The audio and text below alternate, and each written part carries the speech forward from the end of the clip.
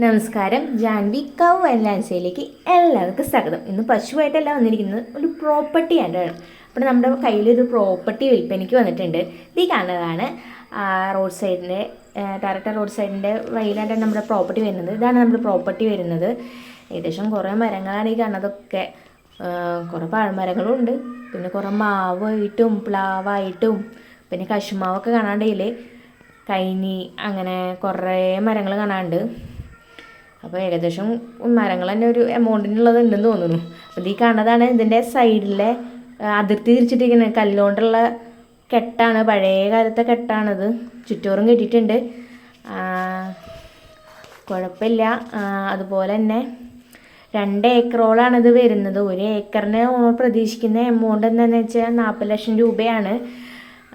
2 ഏക്കറാണ് കൊടുക്കാനുള്ളത്. അതുപോലെ തന്നെ ഒരു 30 സെൻറ്റ് പാടും ഇതിനോടൊപ്പം കൊടുക്കാൻ ഉദ്ദേശിക്കുന്നുണ്ട്. രണ്ടും കൂടി ഒരുമിച്ച് കൊടുക്കാനാണ്.